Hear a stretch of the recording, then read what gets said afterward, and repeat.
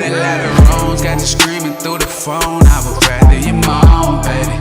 I can hear it in your tone. It's a lot that's going on, but I know that we grown, baby. We grown, baby. Probably time at the time, apologize. You say that you alone, baby. But you know that every time, if you ask me, I'ma ride. I just tell you for sure, baby. Yeah, for sure, baby.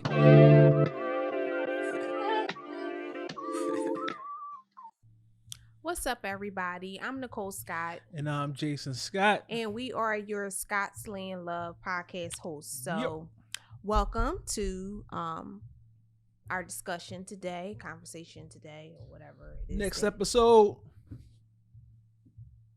Yes, our next episode, season 2, episode 2. And so we're excited to welcome you back. As you heard on our last podcast discussion, we were talking about how we had to really pretty much catch up with, get you up to speed with everything that we've been doing over the past few months. And so we're excited to be back and just indulge in some more conversation. So Yes. welcome back. Welcome. I'm a little tired. I'm just gonna be honest. My shins hurt. I don't know. Shins hurt? I keep saying my shins hurt, but my shins really do hurt. I did start exercising again, like trying to do 30 minutes a day. But however, before I started exercising, my shins was hurting. So I don't know what the heck is going on. I think it's the fact that she's exercising. So once you start exercising, you feel soreness, and I think that's the reason for that. That could be the case, but at any rate, but I'm pushing through, just to push through, because I have a lot of other things that I need to do, so I can't just be sitting around. But I'm really tired. But so today we wanted to kind of get into. I was actually doing some purging over the past couple of months. And I came across, I have a really nice, to be honest with you, I have a really nice book collection. And I'm very particular about certain things that I like to read and that interest me.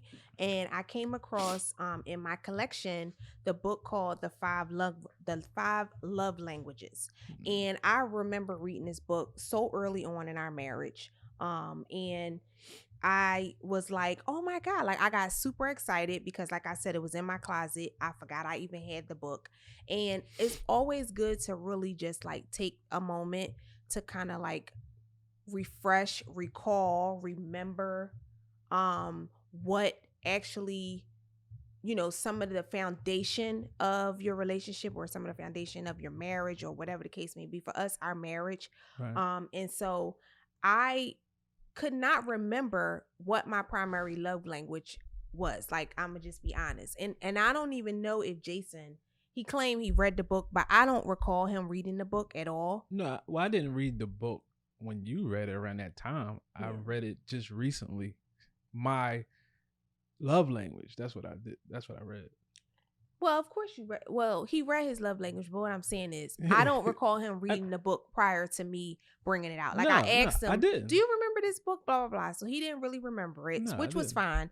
But at any rate, so the book is called The Five Love Languages, and it's by Gary Chapman, and it's a very I think it's it's a New York Times bestseller, and I know a lot of people, if you're listening to this or watching us, you probably know what I'm talking about.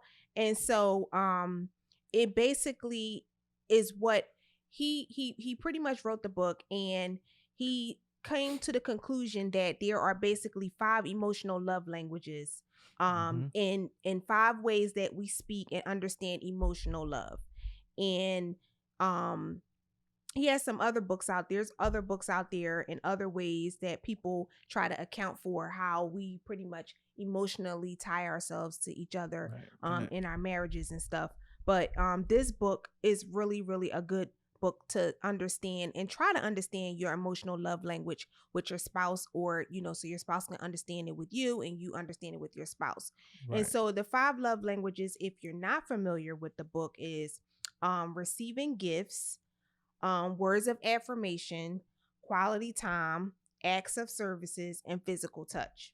And so if, like I said, sometimes you need to go back and just recall, refresh, and remember, because it's really important, because you can be married for a very long time and sometimes you can really lose sight of some of these things. And I'm just going to be honest, because we're so engulfed in all of the things that we're doing on a daily basis. If you have a family, if you have children, if you're working, and I mean, for us and for most of you out there, things have slowed down a little bit, because for most of us, we're working from home. So it's not that commuting that hustle and bustle, but it's the fact that we're trying to really not lose sight of each other, not lose sight of what keeps us happy, not lose sight of what keeps us emotionally sane, mentally. Right. I think it's the reason, we kind of putting out this episode, because we want people to be informed of certain things that happen within a relationship, and kind of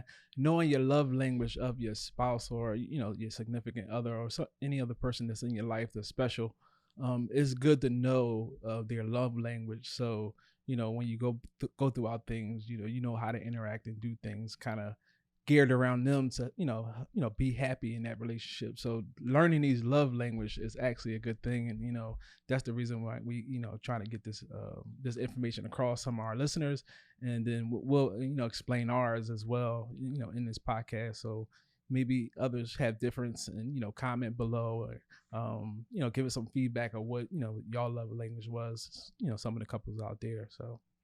Okay, so anyway, what I wanted to do is I went on, so I kind of briefly just browsed the book again.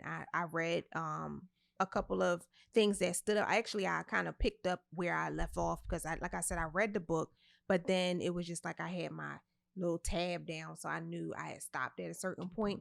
So just trying to catch up on that. But basically, so I went on line, and they have like this assessment that you can take. And it's a series of questions, and they basically, it pretty much helps identify what your primary love language is. And so both Jason and I did the test. And it's funny because he thought mine was going to be one thing, and I thought his was going to be another. And so it was just very interesting how the thing was so like the survey or the test was so accurate. Right. Well, accurate.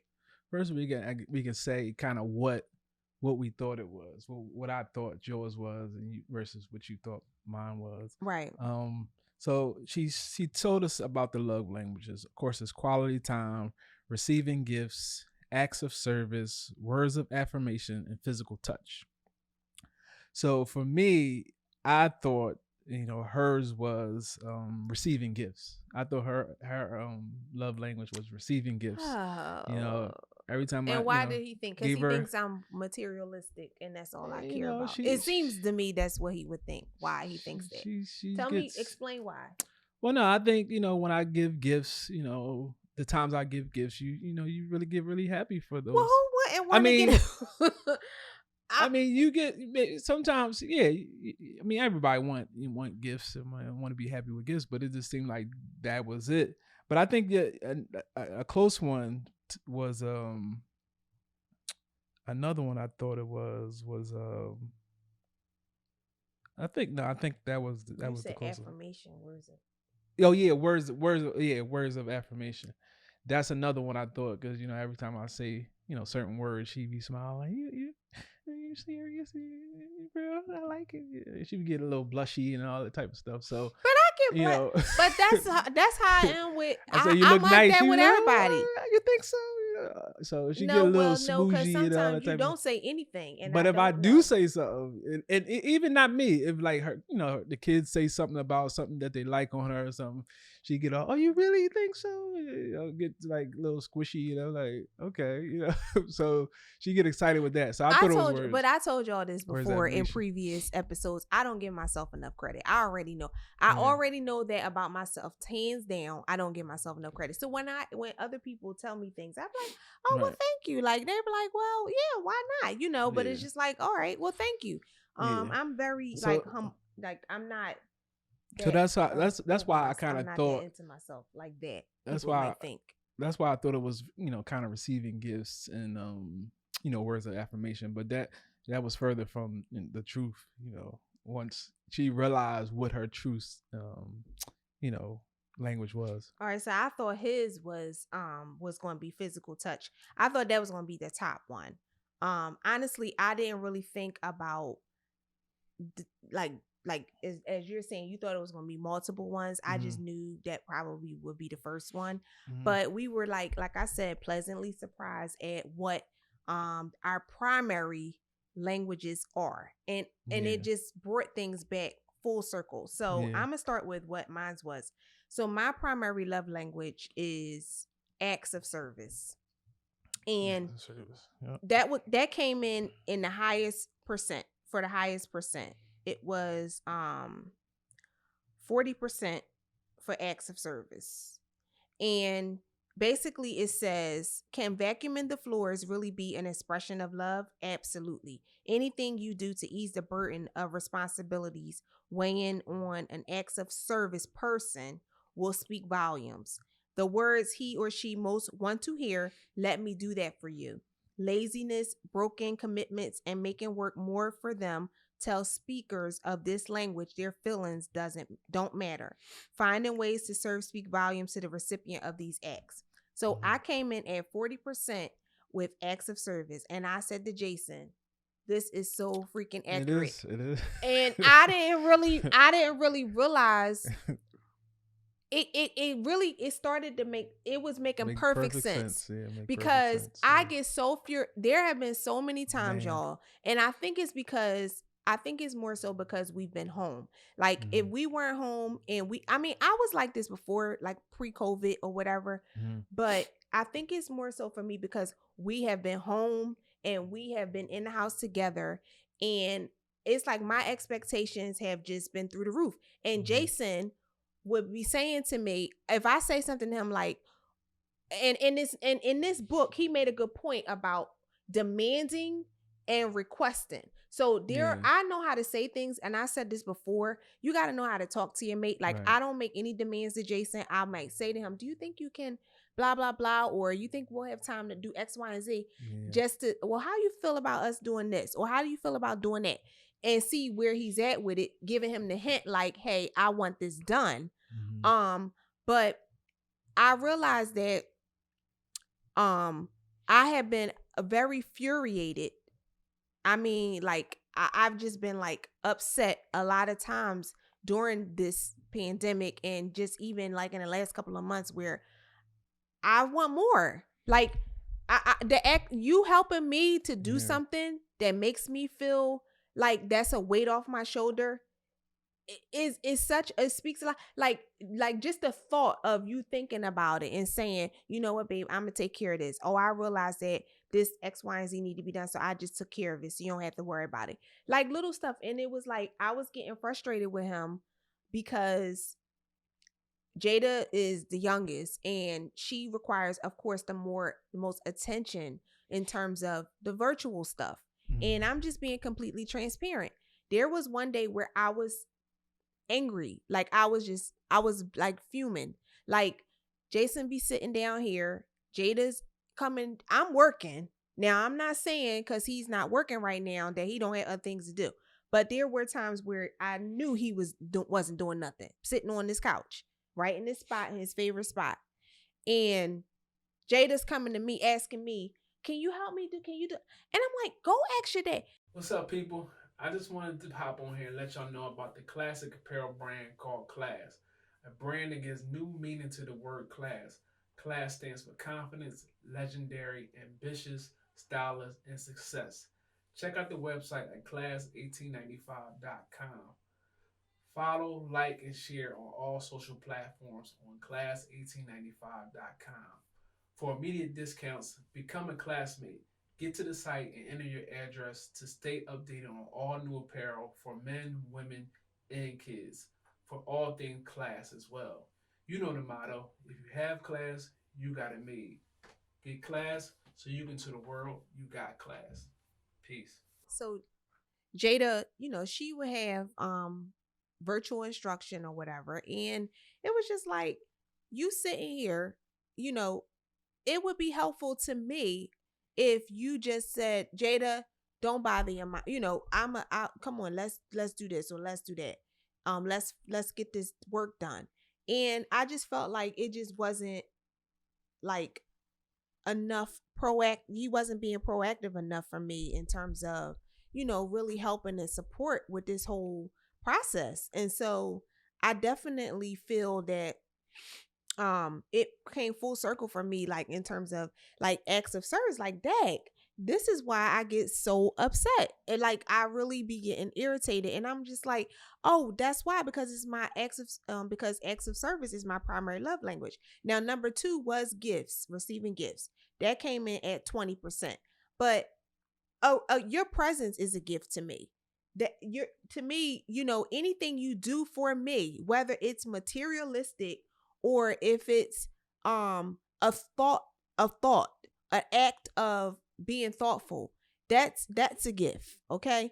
So Jason says, in typical Jason format, and people that know Jason will know what I mean when I say typical Jason format. He says something like, well, I like performing. I like acts of service. I like to do acts of service for you. I just don't want to do the acts. I like to pay. What do you say? What you say? I like to have somebody do acts of service for you. So like, if I knew that, having clean, being, the house being really clean for you is an issue or whatever, I would like to have a maid come in. Like, and I'm just looking at him like, no, that's being lazy. That's being lazy. I didn't say that. What did you say? I will do acts of service.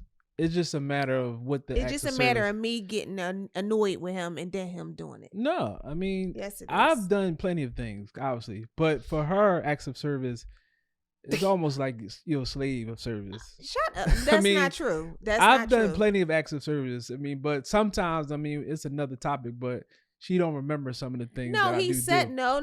But, because you'll say it's never enough, and that's not true. Enough. It's never enough. I just want you to continue to exceed my expectations. Until I'm worn out. That's all. Until I'm 6 feet under. Exceed my expectations. Don't just do one thing and then don't do nothing else no more. 6 feet under, no, don't just do wear one me thing. out.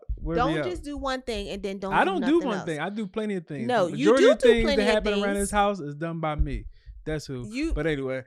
yeah, go right, skip right over there. Anyway. So receiving gifts was my second one, and like I said, I do who doesn't like to receive? I like nice things.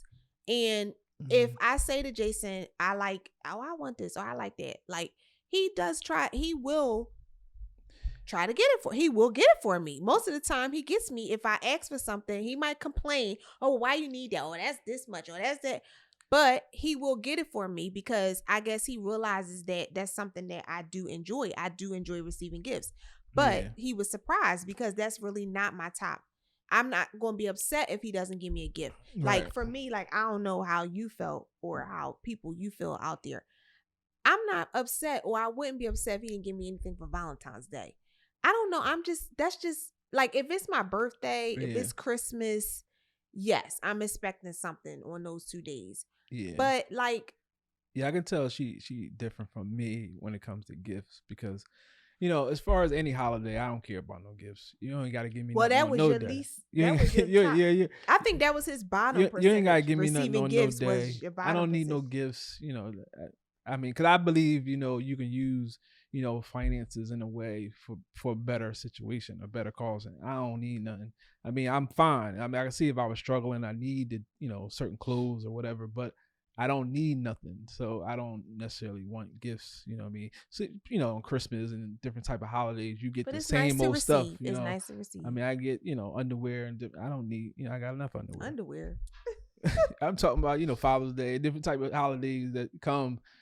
I don't really care about no gifts. And like, people get cards for people. I don't need no card. You could just tell me you love me. You know what I mean? I don't need no card. That's a waste of $3. Why are you going to get a card? Well, it's a sentimental thought behind it. Dude, that's too much. It's just a thought. It's just an act, a gesture that people think is, but like you said, it all depends on you and and if that's an emotional state, if that's something that you are emotionally connected to, if that's something that really like Yeah. you know, if that's your language, really makes you then, feel good, like emotionally and mentally, yeah. then I mean, Yeah. now that I know what his love language is, but go ahead. Yeah. Well, you got to be, in tune to what your spouse's, love language is. So since I know her love language, now I gotta step it Oh, up. now.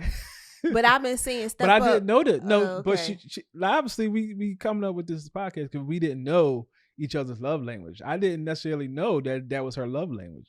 Now I You knew it a know. long time So ago when let's I first see read the book, how I guess. I progress. Let's see how I progress Yeah. in helping through our love language, which everybody should do. So for me, my love language was um quality time.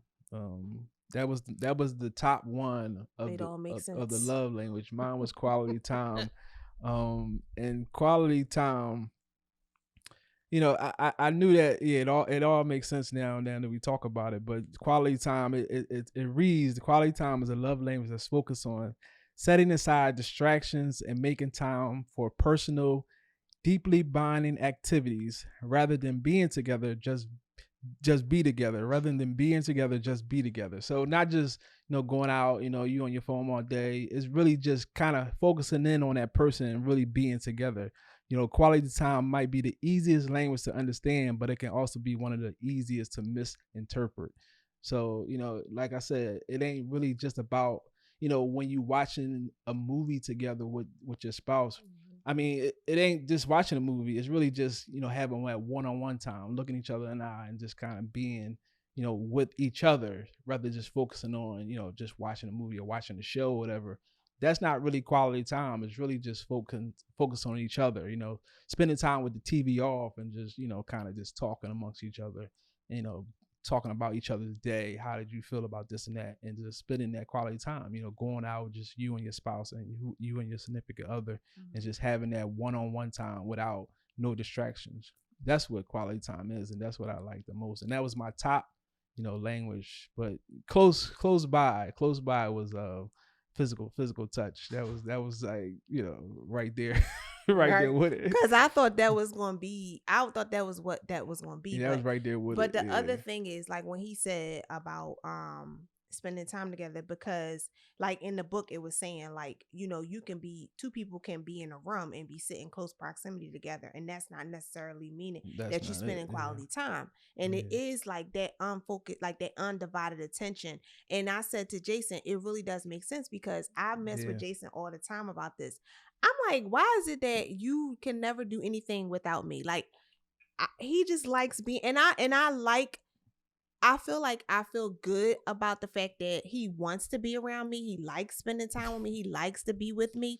But sometimes I just say to him, like, and I tell him this actually, and I think it's true, that I am willing to do a lot more things without him that he's not willing to do without me. So like he'll say, oh well, if Nick can come, well if Nick do this, oh well, if my wife, I'm gonna check with my wife can. And I'm like, what you mean my wife? Because sometimes, and then I could be wrong about this, but I don't always necessarily say, oh well, if Jason, I just be like, oh, okay, well, no, sure, I can, and I'll just say, well, I'm gonna just let Jason know. But I don't necessarily need him to be with me to do it.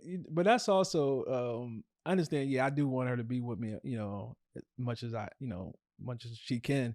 But sometimes a lot of men, and I do this sometimes, I use that as a, kind of like a cop out or excuse. Like, well, let me check with my wife and see, what I mean? And I probably don't really want to go, and I'm just trying to, see if she want to go or not. So I kind of sometimes do use it as an excuse. So let me check with my wife. But it's kind of like for me, since quality time is my love language, it's almost like a habit now, like because I want you to be there. And sometimes when you do leave and go somewhere, it's kind of like I want you here, like I mean. But I'm not, I'm no hater. I want her to do her thing, go out, have fun with her friends as well. But it's sometimes when she's not here, it's like I want her to be here. But what I mean? But it's crazy, But quality time kind of hit perfect because I always want. Do things with her. And like, I think, being a family, having that quality time as a family as well, that's also what I like. If you have a family, you always want to have that quality time with your family. I mean, yeah, that's just natural. I think that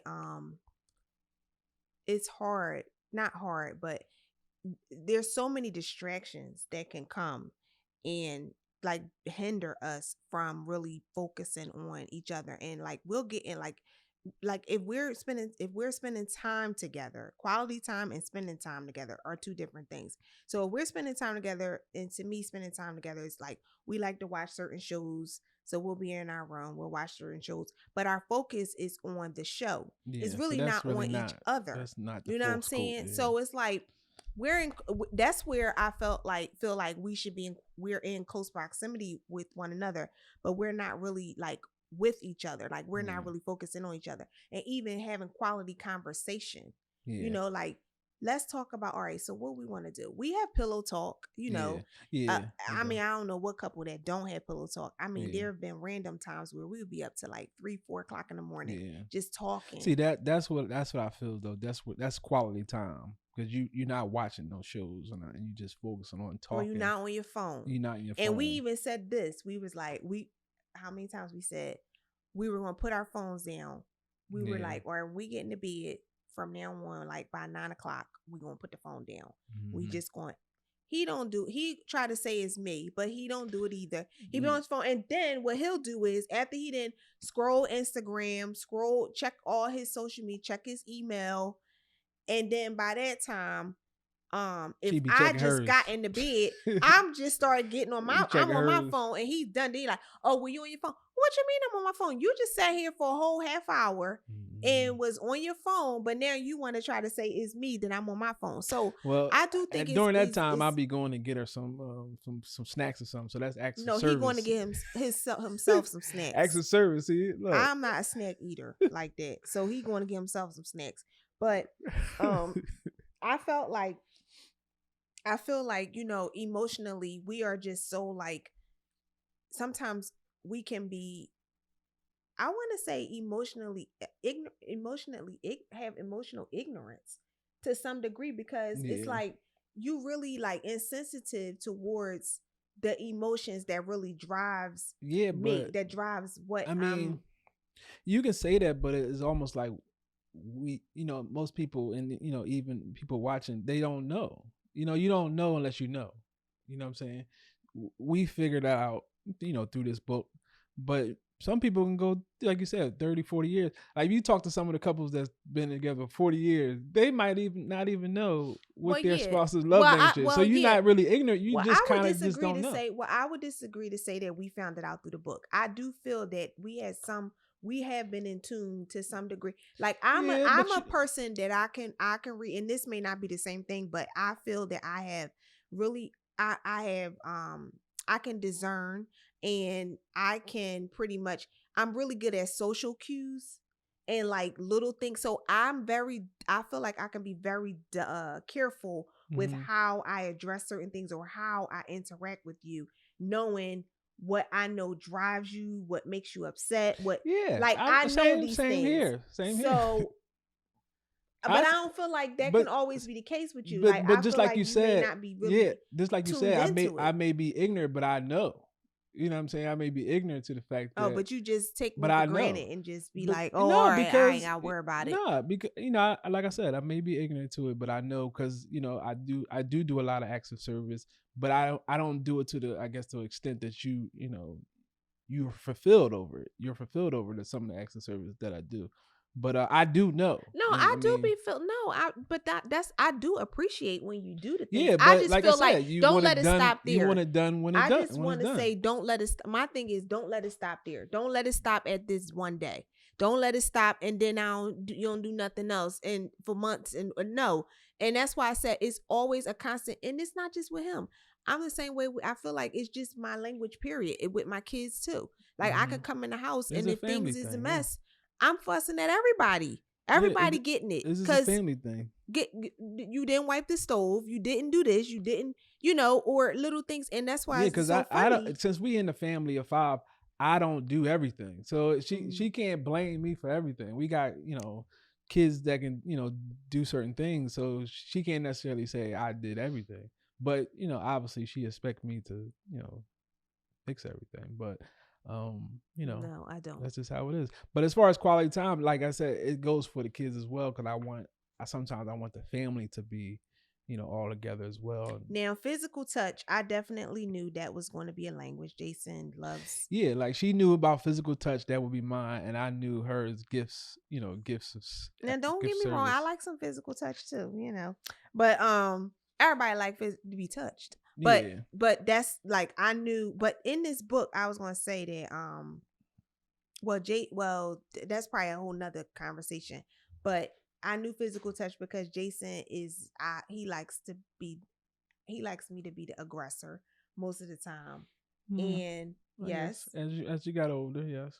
What you mean as I got older? 'Cause, all right, we're not going into as that. we got older. Anyway, so anyway, I knew that physical touch would be, that was like right next, like he said, next to, that's like a really good, that's close to, yeah. Yeah. But in the book what I really liked, I was going to mention is that, in the book, it tells you they have like some, suggestions or like some things that you can do if your spouse's love language is the specific love language. Right. So like for acts of service, it tells you, no, it doesn't say that. It do say something like that. It did. It did say something about, make sure you keep the lawn, mowed, and shovel it snow. said extra spouse. It says extra spouse to tell you the daily acts of service that will really speak love to him or her. These might include such things as putting your dirty clothes in the hamper, getting the hairs out of the sink. Yeah. How many times I asked you about that? Yeah. Hanging up your clothes at night, closing the door when you go outside, preparing the meal, washing the dishes. Little things really do mean a lot. So I would say you would probably should, get together the top 5 things and you can work on it through that process. The top 5 things that they suggest, and then go down, you can go down the list, because you got to start somewhere. You know what I mean? Yeah, and it says periodically ask your spouse, if I can do one special act of service this week, what would you request? If possible, do it and watch your spouse's love tank fill up. Yeah. Hey. I know for the quality time, it says something like, tell your spouse, 4 or 5 things that you would want to do as far as spending time. So we can like, say something like, it's hot outside, go to the park, have a picnic at the park and just talk. Maybe, when you're in your bedroom, cut the TV off and just talk, certain things like that.